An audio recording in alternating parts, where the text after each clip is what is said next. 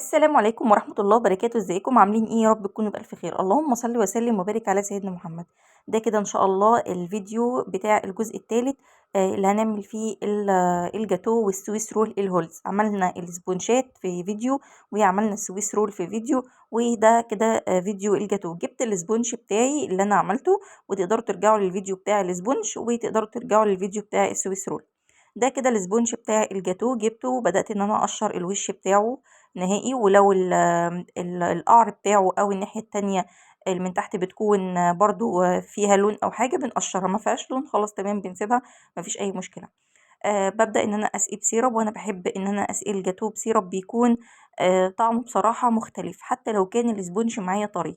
يعني الاسبونج معايا طري ولكن انا برضو سقيته. هابتدي إن أنا أجيب الكريمة بتاعتي، ده كريم شانتيه خالص، حابة تزودي عليه باستري كريم ما فيش أي مشكلة، حطي لبن بودر ما فيش أي مشكلة، وخفقاه كمان بالمَيّة المثلجة، مَيّة مثلجة خارجة من الفريزر.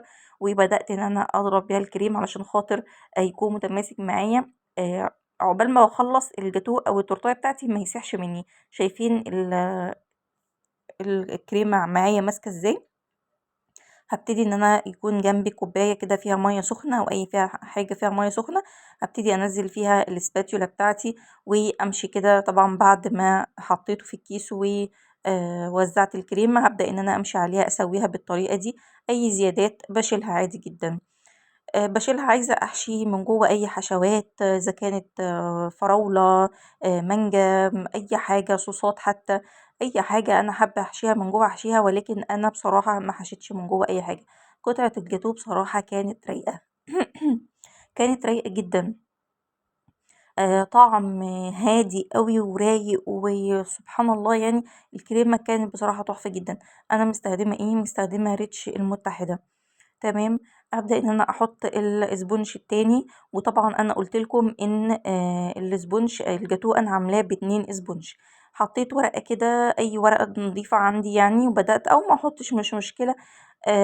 وبدأت إن أنا أحط الصاج كده وأضغط، لازم أكبس الجاتوه بتاعي علشان لو ما كبستهوش هيفضل تحسي إن هو سايب كده من بعضه، لما تيجي تقطعيه مش هتلاقي القطعة ماسكة نفسها، هتلاقيها بتروح وتيجي معاكِ، مش هتكون مضبوطة. تمام. وبعد ما ضغطته رُحت حاطة بقى الوش اللي هو من فوق، وهنا هابتدي بقى إن أنا أفكّر أنا هاعمل إيه، يعني أنا هافنِّش إزاي من فوق.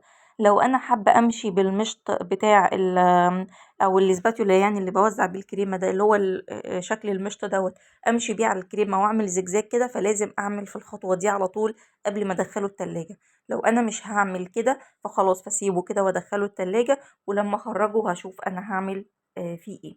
تمام.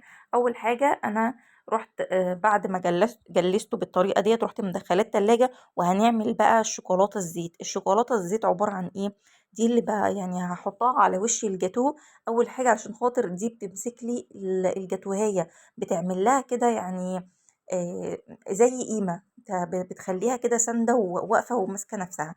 هاحط 250 جرام من الشوكولاتة المتسيحة على حمام مائي، هاحط عليها 150 جرام من الزيت. طب ليه؟ علشان خاطر أنا محتاجة إن أنا أفرد معايا الطبقة دي تتفرد، ولمّا آجي أقطّع الجاتوه ألاقي الجاتوه بيتقطّع معايا بسلاسة، ما يتكسّرش منّي وييجي مربعات ومسدسات وحاجات كده. كده بالطريقة دي هيكون الطبقة معايا شوكولاتة عادي، طبقة شوكولاتة عادي، ولكن بتتقطّع معايا بسهولة جدًا. معروف إن الشوكولاتة لمّا بتجمد على حاجة خلاص أنتِ مهمًا تعملي، حتى لو حطيتِ السكينة بتاعتِك في مَيّة سخنة مش هتعرفي تقطّعيها. فاعملي الحركة دي، دي شوكولاتة الزيت، تبدئي تحطيها على وش الجاتوه من فوق، ما فيش منها أي مشكلة. باسيّح 250 جرام من الشوكولاتة عليهم 150 جرام من الزيت فقط لا غير. هاسيبها تهدى خالص مع نفسها، وتندمج كده الشوكولاتة مع الزيت، مش تبرد تمامًا وتجلّط كده لأ، وتمسك نفسها لأ خالص. أنا بُصّوا باصُبّها بتصَب معايا بس، ولكن يعني الشوكولاتة بتكون اندمجت بقى مع الزيت، يعني ما يكونش فاصلة من بعضها. تمام. وهابتدي كده أحُط مصفى أو صفّاية معايا زي ما بتقولوا على الجاتوه كده وأنا باصُب، علشان خاطر لو في أي تكتُّرات ولا حاجة ما تنزلش. بدأت إن أنا أصُب شوية وعلى طول علشان هتجمد، على طول أوزّع الشوكولاتة بتاعتي على وِش الجاتوه بتاعي كُلّه. ممكن أحُطّها على التورت والجاتوهات والسويس رول، أيًا كان أنتِ بتعمليه إيه. أنا دلوقتي باعمل الجاتوه، فهابتدي إن أنا أنزّلها على الجاتوه بتاعي. تمام كده، هبدأ ان انا امشي بالاسباتيولا لحد ما كلها ما تتوزع بالطريقة ديت. طبعا انا يعني برضو مش فرداها احسن حاجة عشان خاطر الكاميرا اللي قدامي مضايقاني شوية. ولكن انت لو بتعملي من غير تصوير ولا حاجة هتتفرد معاكي بسهولة. مش هيبقى فيه اي تجزعات ولا اي حاجة زي انتم شايفين كده. هبتدي بقى ان انا ادخلها التلاجة او ما ادخلهاش عادي خالص. هي اصلا لو تلاحظوا ان هي شدت معايا خلاص، هي كده خلاص الشوكولاتة شدت معايا على الجاتوه. في معلومة كمان، لازم علشان احط الشوكولاتة دي على الكريمة لازم يكون الاسبونج ده بات معايا في التلاجة ليلة كاملة. يعني مثلا انا عملته من بالليل، اصحى تاني يوم الصبح ابتدي ان انا اصب عليه الشوكولاتة عادي جدا. لكن ما ينفعش اكون عاملة الكريمة وابتدي اصب الشوكولاتة على طول. الكريمة هتخش مع الشوكولاتة والدنيا هتبقى سايحة في قلب بعضها، مش هتعرفي تفردي الشوكولاتة خالص على الكريمة. بصوا ماسكة معايا، انا ما دخلتهاش بقى في اللحظة دي التلاجة، انا اشتغلت على طول وماسكة معايا كل حاجة. هبتدي اجيب المسطرة بتاعتي. طبعا الاسبونج ده 24 في 32. تمام، فانا هبتدي ان انا اخد النص بتاع ال24 هاخده، علشان كده كده لسه ايه هنبتدي نقطع الحواف بتاعتنا، فهنطلع لنا قطع الجاتوه عبارة عن 10 في 5. تمام، اطلع قطع الجاتوه 10 في 5. هبتدي ان انا اجيب مربة الحليب. مربة الحليب دي انا ما خدتهاش من الكيس بتاعي على طول وبدأت ان انا اشتغل، لا، انا خدت حبة كده في كوباية وبدأت ان انا اقلب بالمعلقة كده اطريها، لكن انا ما زودتهاش مية ولا اي حاجة. انا بس قلبت كده بالمعلقة بحيث ان هي تطرى معايا او تنعم معايا. لما بتبقى خارجة من الكيس بتكون تحس ان هي كتلة واحدة، ولو حطيتيها كده على طول على الاسبونج بتاعنا او على الشوكولاتة اللي احنا فردناها ديت هتطلع، يعني هتيجي تفرديها مش تتفرد معاكي، لان مربى الحليب بتكون تقيله شويه، مش تتفرد معاكي وهتكون تقيله وهتطلع بالشوكولاته. فهنبتدي ان احنا نجيب بقى كيس ونعبي فيها المعلقتين المربى الحليب اللي احنا طلعناهم وقلبناهم دول، وهبتدي ان انا امشي خطوط زي انتم ما شفتوا كده، وبالسباتيولا بالراحه جدا. السباتيولا تكون محطوطه في ميه سخنه وبالراحه جدا، وابدا ان انا امشي على الوش الجاتوه زي انتم ما شفتوا كده، هيتفرد معاكم بمنتهى البساطه. بعد كده هجيب الاسباتيولا المشرشره اللي معايا ديت، ومن الناحيه بقى اللي تعجبني هبدا ان انا احطها في الميه السخنه وامشي عليها زجزاج كده، هيديني شكل خطير جدا. ده بقى جيلي على البارد، جيلي تلميع على البارد، هروح حطاه على الجزء اللي هو الابيض ده عشان انا مش هحط عليه حاجه، فانا هحط عليه جيلي تلميع علشان يديني لمعه للشوكولاته بتاعتي. وعايزه اقول لكم حاجه كمان، عايزه اقول لكم ان هو بيملى الفراغات اللي هي لو يعني لو تلاحظوا كده الشوكولاته كان فيها تجاعدات كده ما ظبطتش مني زي ما قلت لكم، علشان كنت متسربعه وكده وعايزه اخلص بسرعه، وفي نفس الوقت كان قدامي الكاميرا، فكان في زي تجاعدات كده ما اتفردتش معايا كويس.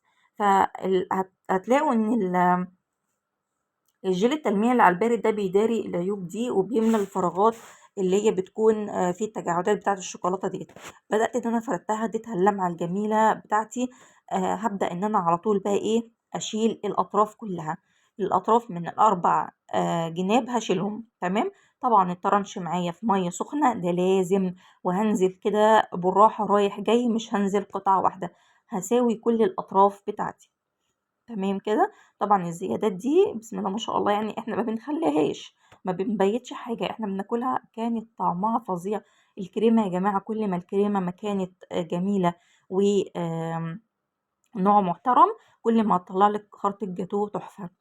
بصوا الاسبونج معايا بعد ما قطعته ابيض وجميل وهاشش وجميل يعني. مفيش بعد كده بدأت ان انا اقطع من النص عشان خاطر اشيل الجنب بتاع المربى الحليب وافصل الجنب التاني عنه. وبدأت ان انا اقطع بقى القطع كده زي انتم شايفين على 6، كل جنب على 6. اللي هي بالشوكولاتة السادة دي حطيت عليها زي روزيتا كده خفيفة جدا بالكريم شانتيه، وحطيت عليها لوزية. تمام، وهحط كمان عليها واحدة رافايلو، بس هحط اللي هو التقليد اللي هو رولانا. تمام، عايزه اقول لكم ان هي تحفه جدا. هي كانت ب2 جنيه اول ما طلعت، بدأت تغلى تغلى لحد ما وصلت 7 جنيه، بس مفيش مشكلة. للست قطع دول جبت كيسين، كل كيس حطيت عليه واحدة سليمة. تقدري تفصليهم عن بعض وتحطيهم كده مقربين لبعض، وتقدري تحطي الواحدة سليمة زي ما هي، وانا حطيتها سليمة زي ما هي، يعني ايه ما لعبتش فيها. الناحية التانية بقى دي مربى الحليب، هبتدي ان انا اجيب اي شوكولاتة بالكراميل، وابتدي ان انا اقطعها كده ايه سلايزات رفيعة جدا، واحط كده كل واحدة احط 3 كده ورا بعض، 3 قطع ورا بعض. انا احتاجت 2، يعني احتاجت 2 من اللي هما اللي بالشوكولاتة بالكراميل دول. كنت جايبة الواحدة ب5 جنيه. كل 3 قطعت يعني كل كيس عمل 3 قطع جاتوه. بس تزيين خفيف جدا، تزيين بسم الله ما شاء الله. تزيين محلاته احسن، يعني محلات فخمة بجد. والطعم كمان الطعم رهيب، والقطع معايا طالعة جميلة جدا ومنتظمة. تمام. طبعا انا قبليه كنت عاملة اوردر كبير جدا بتاع قرية فاتحة، فبدأت ان هم عجبهم وكده، فبدأت ان انا اعمل اخد اوردرات من نفس الجاتوه ونفس الشكل ونفس الطعم وكل حاجة، لان عجبهم جدا. طبعا ده كده كان في فيديوهين قبليهم، فيديو الاسبونج اللي عملنا فيه الاسبونج كله بتاع السويس رول وبتاع الجاتوه، والفيديو اللي بعده اللي لفيت فيه السويس رول، وده الفيديو بتاع الجاتوه. واشوفكم على خير، والسلام عليكم ورحمة الله.